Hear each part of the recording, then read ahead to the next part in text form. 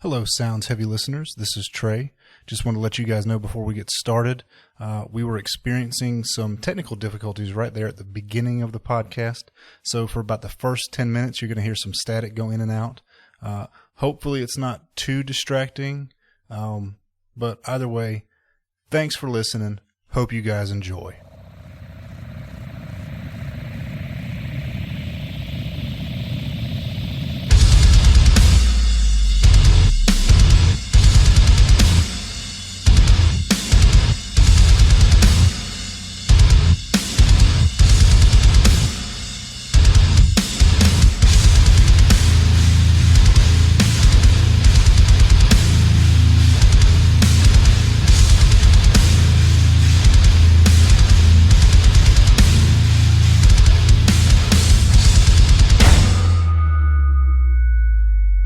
What's up, everybody? Welcome to the Sounds Heavy podcast. I'm your host, Resident Darrell, and with me, I did my gamer tag. Yeah, look at you. I didn't mean to do it. I'm leaving. I guess I need a gamer tag. I'm not a gamer, and I don't have anything online like that, but I'm Ice Tray. There you go, Ice Tray. So Resident Darrell and Ice Tray. See, it flows because I've been doing that show for so many years. Yeah. And, when we were doing this, I cognizantly was like, all right, I'm not going to introduce myself as my gamer tag because this has nothing to do with that. And then just like that, slip of the tongue. I think maybe I'm just going to introduce myself in a weird way every time and maybe make it almost like a question every single time. Like, you know what? Do the Ron Burgundy thing, like, I'm Ice Tray? There you go. It's been a long time since we've called you Ice Tray. Yeah. I don't even remember how you got that name. It was a video game. It was back when the original Xbox was still a thing, and there was like a demo disc that got. You remember demo discs? Mm-hmm. It got put out with a whole bunch of game compilations on it, and there was this golf game where there was this like nerdy looking frat dude that was a character on the golf game, and his name was Ice Tray. Dude, that's crazy. I've never even heard that story. That's where it came from. That's like legit. I was in Justin Joy's bedroom back when he was before he got married, before he moved out of his house, and like we were playing this dumb golf game on the Xbox, and it was Ice Tray, and so it just stuck. Nobody actually ever calls me Ice Tray either.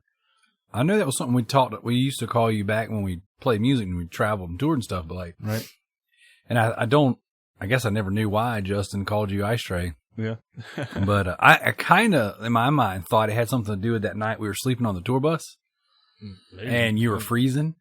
And I can't remember if I was laying on I guess I was on the couch. Well, that was actually Jen that came up with the freezing thing. You're so freezing. I'm so freezing. Yeah, but I sat there and just made fun of you all night long for that. Yeah. But of course, was that the time on the tour bus when you were like high as a kite?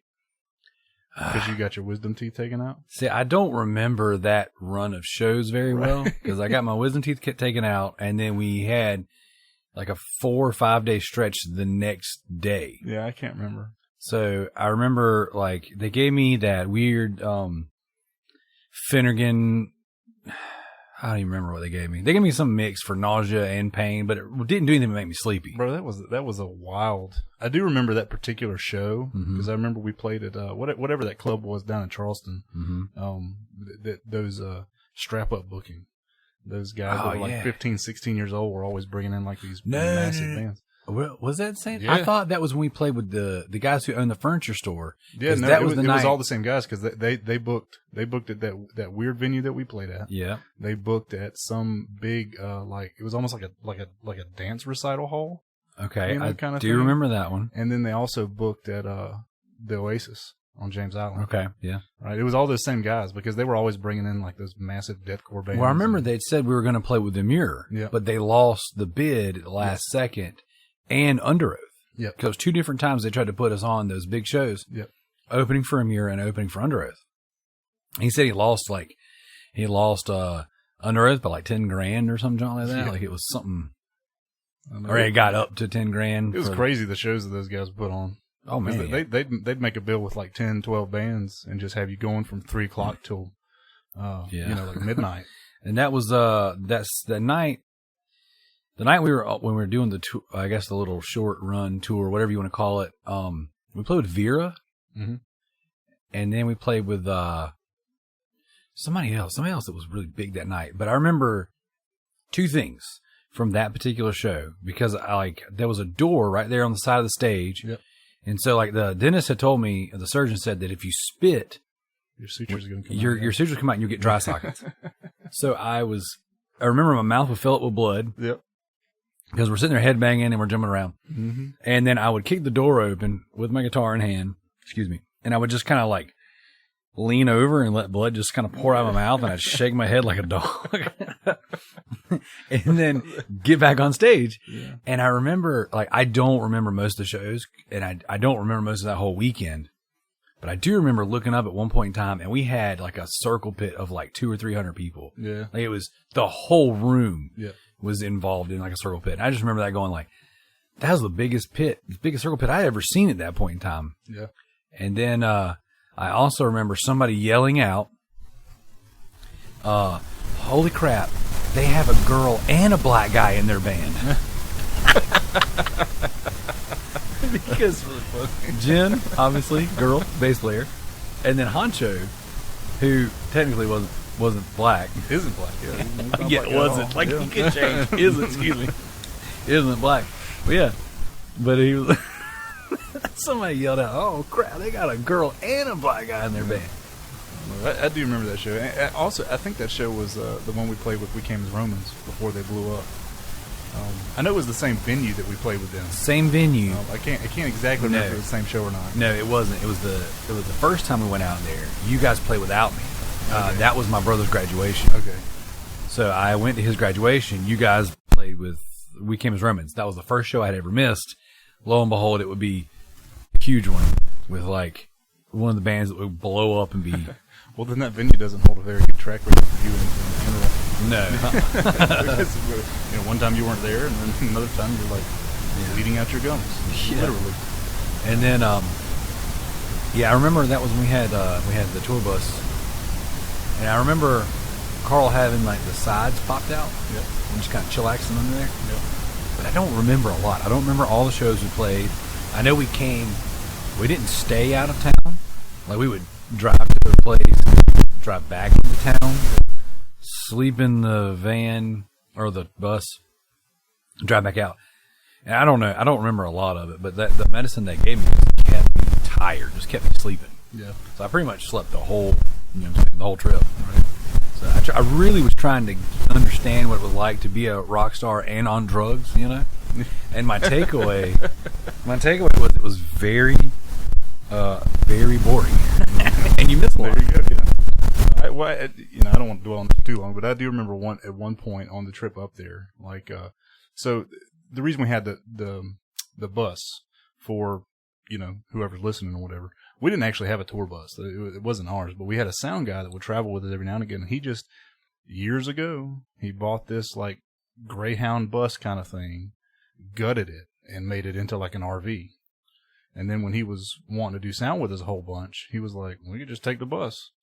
I'm like, okay. And then we'd show up, and we looked like rock stars, and we weren't rock stars at all. Oh, it was awesome. People thought we were like huge. But one of the coolest things is like, you could bring your game systems on the bus because he had TVs hooked up. Yep. And that was the thing. And so I just remember this one point in the trip, because it was like, like a 2-hour trip down to wherever we were playing.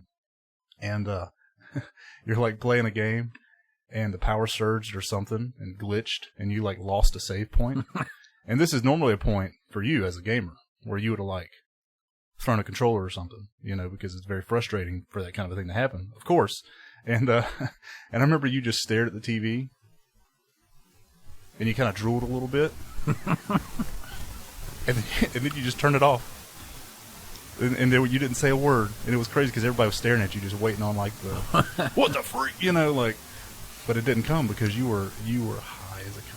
Yeah, I mean that was wild, man. That was out of my mind. That's one of the stories that we used for a long time to show just the different dedication points each of us had. You know what I'm saying? And yours was like, you're so dedicated to the band and playing shows that you, on the day you had your wisdom teeth taken out, you played a show while high as a kite on pain meds and nausea medicine. Yeah, it was interesting. Yeah. And I remember we got to take the bus multiple times, and people really thought we were way bigger than we were. Yeah. We were just way lucky. Yeah. Well, so speaking of shows, and those kinds of things. Actually, I kind of wanted to talk about this particular thing today, just because we don't have an interview lined up at this moment for this week, right? We got some interviews lined up for the coming weeks, but I thought it'd be cool to talk about just a couple of shows that we played to kind of bring out a point about bands that are new to playing shows, or maybe been playing for a couple of years, and deal with different aspects of like playing with other bands and other bands that maybe think differently or believe differently, or whatever that kind of thing is. Something that I think is important once you start playing a lot of shows and you start budding up with a bunch of bands is just the atmosphere of mutual respect that has to be there, right? And so I want to use a couple different shows just as an example of this thing, right?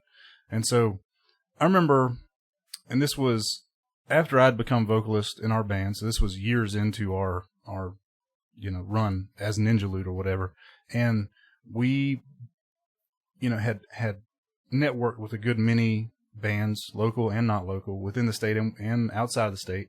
And what we try to do every now and again is if we had access to a venue, if we had access to just anywhere where we could like have free reign on the booking, we try to book bands and help them out, especially bands that were like local bands that were trying to be on a tour, Maybe they had been out for a couple weeks and were coming back through town or whatever.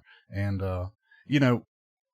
when we were playing music a lot, the money was never really good, right? And so, correct.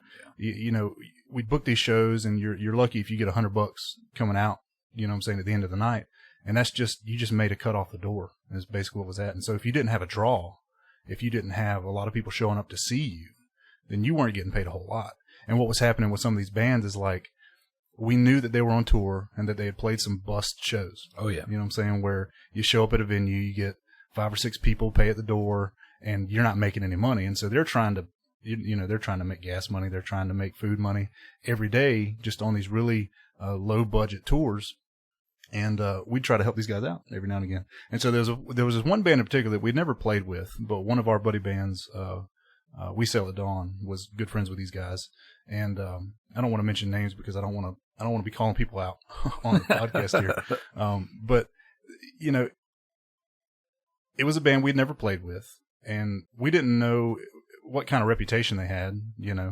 We just knew that they were on a tour and they needed a show for a night. And so we booked a show in Camden, right? Which, from us is, like an hour and a half, right?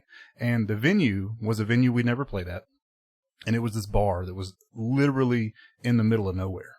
Okay. Like it is in the middle of this long country road where you could drive 20 minutes on either side and you don't see nothing. You see like a house or two and a bunch of fields and then a bunch of woods. Yep. And that's where this venue was at. And so we booked the venue and we're like, I have no idea what the draw is going to be on this place. I expected it to be very bad. We went into it expecting to have to pay out of pocket just to get these guys some gas money. Yep. And that would have been fine. We did that several times. But we booked the show. And so of course, because we booked the show and we were promoting it, we kind of made ourselves the quote unquote headliners or whatever, which just means we played last. Yep. But we played last because we were the draw, and we wanted, if people were going to show up to see us, to stick around for the whole show. And so that was the idea. It wasn't, we're better than these guys, because obviously these guys are on tour. We're not touring, they're playing a lot. We're not playing as much. So it is what it is. But, we're headlining the show, and, it turned out to be a pretty good show. It turned out to be, I wouldn't say a couple hundred, but I would say, over 100 for sure. Yeah. Showed up, and the door, I can't remember what the door price was, but either way, we were making a massive cut on the door. And the venue owner had told us, he was like, I'll give you whatever you want off the door, and you can divvy it up however you want to amongst the bands. So we had talked about how we divvy up the money, because I can't remember how many bands played that night. We were like, touring bands need to get the major cut. Yep. You know what I'm saying? We won't keep a whole lot of it if we don't have it. It's not a big deal. It's just a long drive for everybody. And so we played the show, and it turns out that this band that we had never heard of, that we'd never played with, was like kind of a satanic band, right? Practicing Luciferians. Yeah, is what like every single one of them had goat tattoos and the reverse pentagrams and all, all kind of stuff. And it, that was pretty typical in the metal scene. So it's not like something that bothered us as a quote unquote Christian band. We played with whoever, but we always had this portion of our set, right? Like we had a 20, 30-minute set usually. And we always had a 3, 4, 5-minute portion of our set where I would, give like a gospel presentation. And of course, say what you will about somebody who gets on stage and pushes their beliefs. I think all bands kind of do that to a certain extent. We just happen to stop playing music and talk for a few minutes most of the time. And I remember this night, that particular band, the front man, was like, while I was giving a gospel presentation, right? Like while I was just making an appeal to the kids that were there, to the people that were there, who we are and what we're about, this guy was literally doing cartwheels and screaming at the top of his lungs, trying to take attention away from me, right? And it's because their beliefs obviously conflicted directly with our beliefs. And he was he was incensed. Yes. And I remember being on stage and being the band that we were, like I actually got a little discouraged. And it was funny because people actually started to walk closer to the stage and get closer so they could actually hear what I was saying. And I was like, well, that's really cool, because most of the time you play a show like that and people start flipping out, like, especially if you're a Christian band, there's a lot of times people will just start ignoring you. And leave. I mean, we'd experienced that too. Yeah. And that's not to knock on anybody that comes to shows, I get it. If you're a band that's promoting certain beliefs on stage, you have to expect certain things. Right. And so I'm not complaining about that. Right. But I just thought it was wild that this guy was like doing cartwheels and making a scene, right? Especially when we're the ones that put them on the show. Mm-hmm. Okay. And so everything got over that night, and we were waiting for our cut of the door money, and we got it. We actually, we made a few $100 there. Yeah, it was a pretty good door. Yeah. For a local band in the middle of nowhere. Yeah. First time at that venue that we expected there to be maybe 10 people. Yep. It was a good draw that night. Yeah. And you have to understand these guys that were coming through on tour, fronted by this guy who was like so rude to us, you know what I'm saying? The most they'd probably made on a single night on that tour was like $40, $50. Yep. And so we all got up and we were like, hey, I know these guys still have another stop or two to make. We all decided, let's go ahead and give them like 100. I can't remember. It was like 100, 120 bucks. Yeah.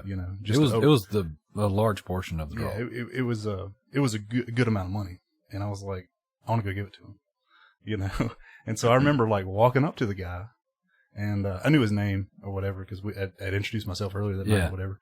And like I handed him a stack of money, you know what I'm saying? Like the $100, $120.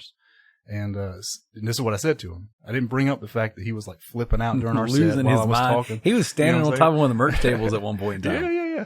And so I just told him, I looked at him, I said, hey man, really enjoyed playing with you guys. You're an awesome band and would love to play with you again. They were really good.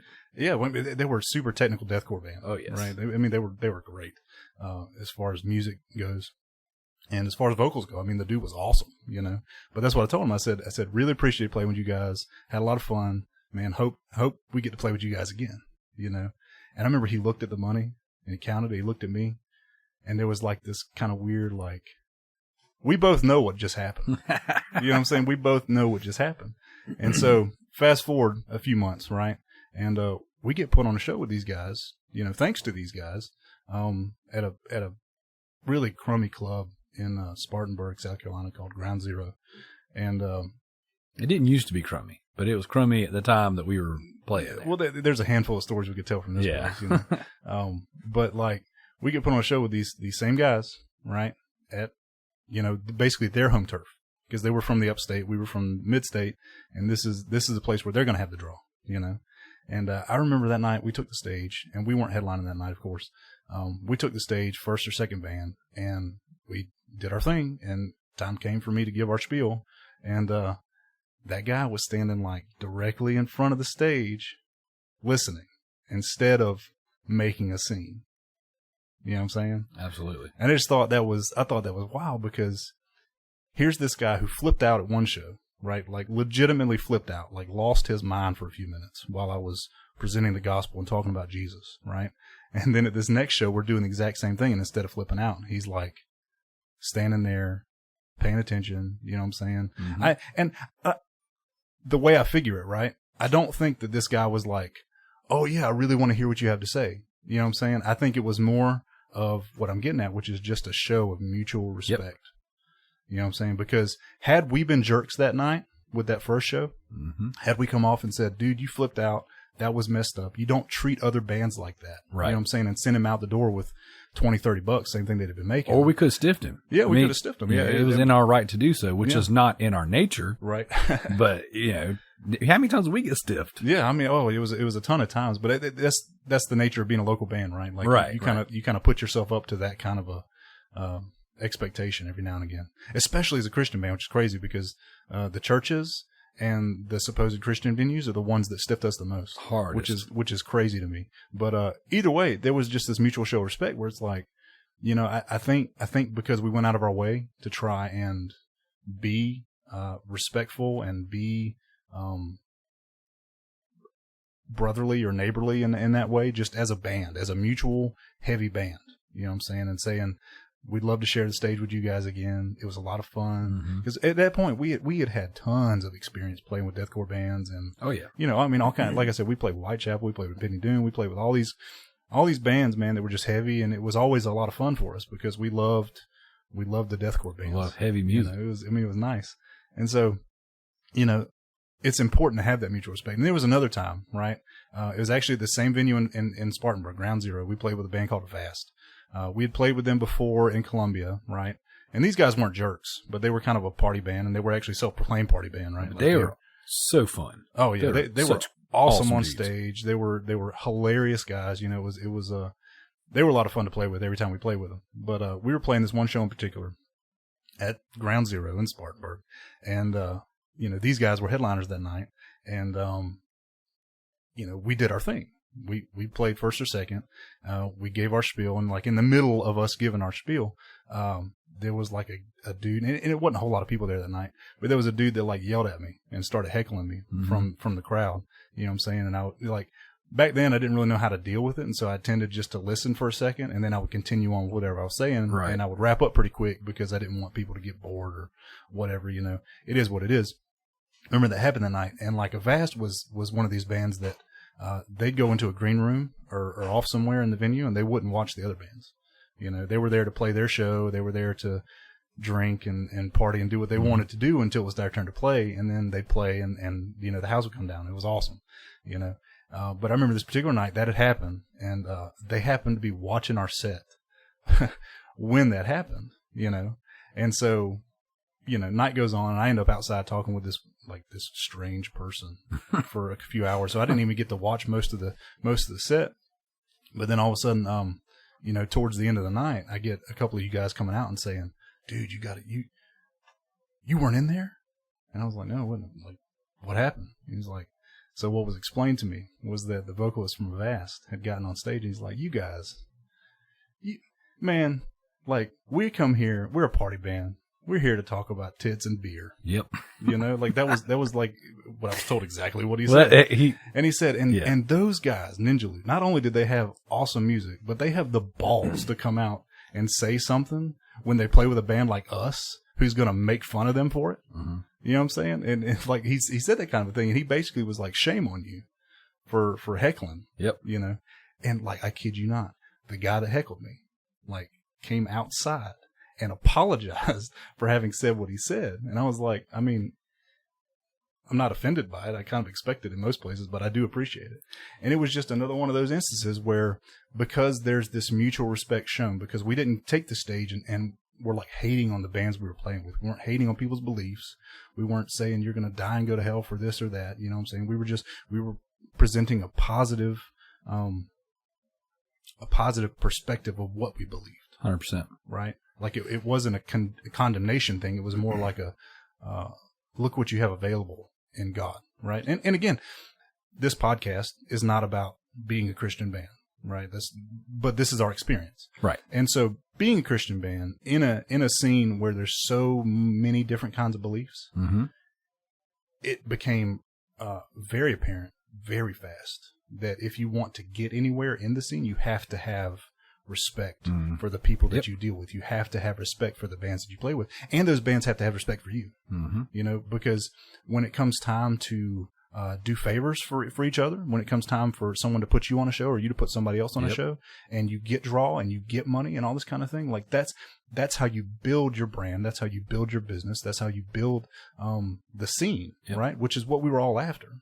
And so because we always kind of wanted to carry ourselves like that, and because the people we played with a lot saw the importance of it, right? Like we got put on a lot of massive shows that maybe we didn't belong on. Because we got put on a ton of shows with bands that were like, if you just look inside of the heavy genre, right? Like we're on like the very, very metalcore end. We play a lot of 2-steps, a lot of breakdowns, whatever. We'd get thrown on these shows with like 7, 8 deathcore bands. Yep. And they'd put us right in the middle of the set, right? Like there'd be 7 or 8 bands and we'd be number 4, number 5 in the lineup, because you go through all this deathcore and it kind of sounds similar with all these bands, and then like we were the guys that mixed it up, broke it up, but we played so heavy. Yeah. Just to kind of give a little perspective on the other end of that story, when we had Avast and Chivalry in town on our end, I was booking at New Brooklyn Tavern, and I had to put us on the show. It was an early show. Matter of fact, we were playing the same night as Decadence and some other bands. Okay. And so that there was like big time constraints. And so, we get there and I thought everything was lined up, aired out. Well, apparently NBT was like, no, one of you bands has to go.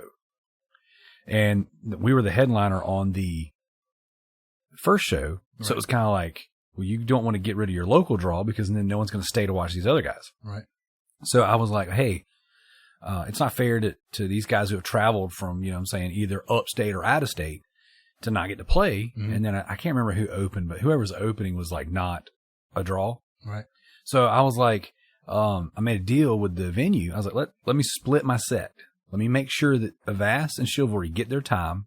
We'll share gear, Yeah. And then I was like, I'll throw my rig on there. Everyone loved using my rig. I was like, I'll throw my rig up there. Every band plays through my rig. Yeah. And they're like, are you sure you're going to take your 30-minute set or 45-minute set, whatever we had, and split it into 15s so that we could do? I was like, absolutely. Yeah. I was like, I don't want to, and then of course paid out, the traveling bands before we got paid. That was always kind of and it was kind of an understanding at NBT, it was like pay the traveling bands and then the locals would get something, even though there was pennies coming from that door anyway. Right. So you don't make nothing there.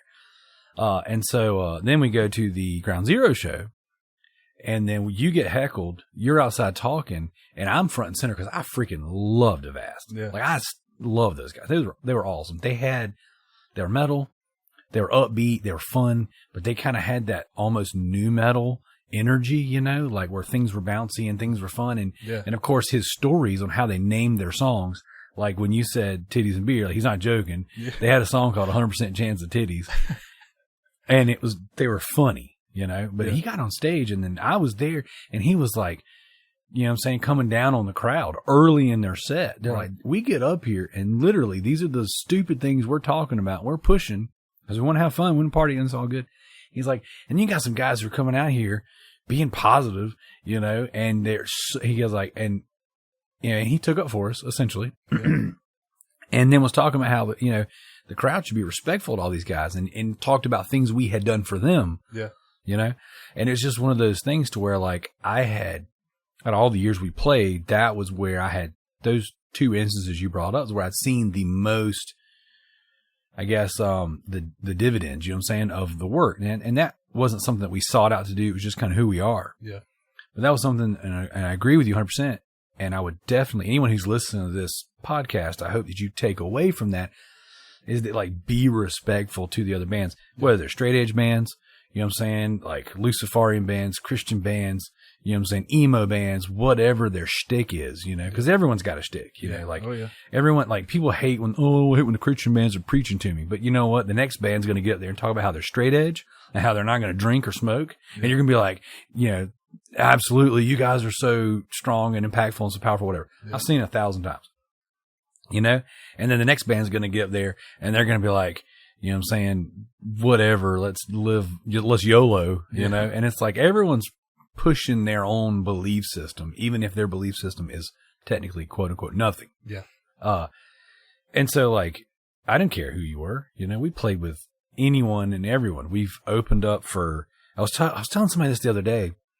We've played at, you know what I'm saying, like black churches, opened up for huge R&B artists. That's wild. We played, opened up for Canton Jones. Yep. Hey, we've played for the big deathcore guys. We played for the big metal bands. We opened up for, you know, we played Cornerstone with POD and Love and Death and, you know, For Today and all those guys. So it's like, we have this really interesting story for a band that never got signed and, you know what I'm saying, made a career out of this. Yeah. We've played so many wild places in different genres and we only got there because of how respectful we were. Yeah. And how we treated people. Yep.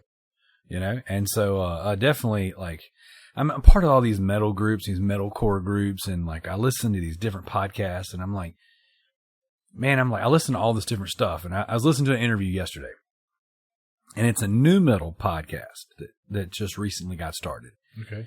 I found these guys, they were interviewing Frankie from Amur and they pitched this thing. They're like, we're doing this new metal thing. I'm a huge new metal head. Like that's my foundation. That's my backbone. I love new metal. And I love how in the scene, there's always these like, if you're hardcore, you can't like new metal, you know, right. If you're old metal, you can't like metalcore, you know what I'm saying? Like if you're death metal, you can't like, it's always these stupid, clicky, weird, dumb, you know what I'm saying? Like, you know, and I was listening to these guys kind of talk about that. Now they're coming from the alternative. They're like, oh, you know, they're like, we like new metal so much, we don't like anything else kind of thing. And it's like, whatever. Yeah. It's a little bit of both, but just, it all kind of comes back to like, to build the scene. Yeah. And we're going to need this. This is almost like, speaking into the future here because like, there's no scene right now. There's no shows. Yep. There's no venues. I mean, a lot of venues are closing. I'm listening to these podcasts and they're talking about how a lot of places are closing. When things do get back to whatever new normal we have, it's going to take everyone working together to get people back to these shows. Now, my hope is that people are going to be so hungry for it that it'll be very easy to do. My fear is, I mean, like, how hard is it going to be to get 50 people to show up to a 5-band hardcore bill? Yeah. You know, or a DIY show, you know? Like we were talking on the last episode with the cleansing of the temple guys. They have their own venue and they're booking their own stuff, you know, quote, underground shows. Yep. So guys like that who are doing it themselves are awesome. But what about the guys like us that were like booking VFWs and bull crap? You know what I'm saying? Yeah. Like you just kind of have to go where you can find the space. Yeah. It's going to be really tough. And so my hope and encouragement is to anyone who's listening, we got bands coming up in the next few weeks. We got, you know, some awesome bands lined up. You know, like it doesn't matter, you know, if you're not one of the big ones, you know, you're going to have to be doing this yourself and you're going to have to be buddying up with bands. And dude, I don't even know what that looks like in 2021, you know what I'm saying? 2022. Well, and I think humility plays a large part in that too. You know what I'm saying? Just like being humble to the point where even with the venues you're dealing with or with the people that you deal with trying to book shows and stuff, like that's going to be important, like you said, moving forward, because I mean, we don't know what's going to be available. Right. And so I would look at a band like Cleansing the Temple, right? And there are people out there that would probably listen to some of the stuff that they said in the interview and be like, those dudes want to push Jesus down my throat. I don't want to play with them. Right. You know what I'm saying? But guess what? They got a venue. Right. And they got people coming to shows. You know what I'm saying? So like, if you're not willing to be respectful and you're not willing to humble yourself a little bit, even like just knowing that when you come to somebody else's town, you're not going to be as big a draw, right? Just knowing those kinds of things and not expecting too much, you know what I'm saying? Like, they're going to serve you well in the long run as a local band because, I mean, that's how you get shows. Yep. That's how you network. You know what I'm saying? You're not a douchebag to the venues that try to book you. You're not a douchebag to the bands that you play with. And, you know, because like we had a really good relationship with New Brooklyn Tavern here in Columbia. They put us on all kind of shows.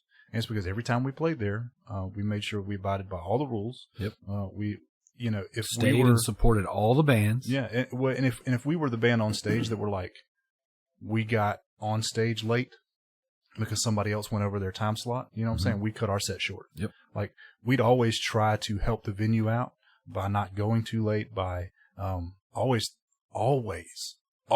thanking the sound guy. Yes. Right? Because those dudes work harder than anybody else in the venue. That's so important. And they don't get any recognition whatsoever. But, like, we always thank the sound guy at MBT, who happened to be the old sound guy for Stretch Armstrong for a number of years. Yep. But, like, you know, just those kinds of things, those little moves that go such a long way in helping you create a persona about your band that, like, people want to play with you.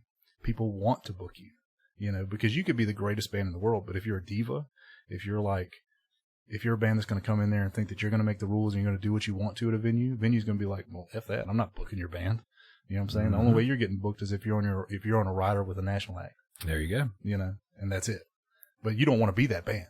You don't want to be that band at all, because if the only way you get on shows at your local venues is by contacting booking agencies and getting on with the big bands, you know what I'm saying? You're not going to have any support ever. No. Because guess what? You don't contact booking agencies and get put on big shows. That's not how that works. We tried. You know? So, you know, it is what it is. And the landscape is changing. I'll be curious to see how things go moving forward, like what you said. You know, just looking at the culture that we have now around music and the lack of shows and venue space that we have right now. You know, we just keep on referring back to New Brooklyn Tavern, but like right now they're basically a restaurant and a comedy spot. And that's the thing, is they're the longest running music venue here in Columbia. Yeah. And it's just, they don't do shows anymore. Huge bands play New Brooklyn Tavern because it's a tiny venue. You know what I'm saying? So you'd think that bands like Unearth that come through, that they wouldn't fit. But they play that venue because that venue is so awesome. Yeah, and that's great. It was crazy to have Unearth there, knowing that's a overseas festival band, you know? Yep.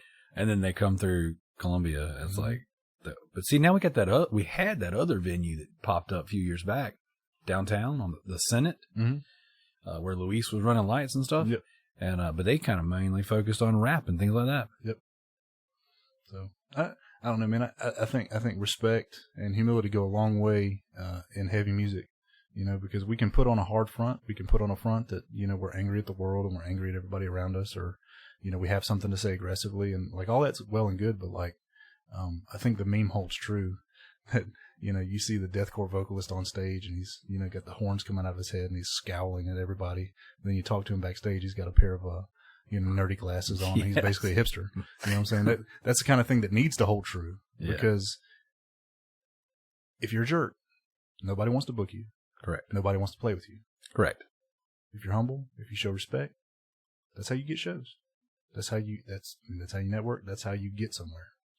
You know, because like it or not, and again, I know the scene is changing, and I know music in general is changing, but like it or not, the way that you make your way as a local band is playing shows.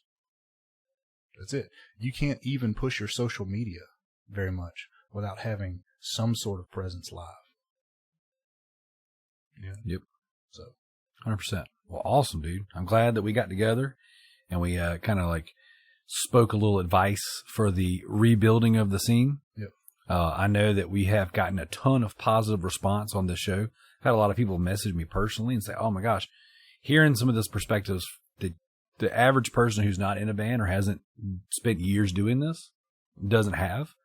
It's been really cool. So if you're listening to Sounds Heavy Podcast, please leave us reviews on iTunes, share us with your friends, check us out on YouTube.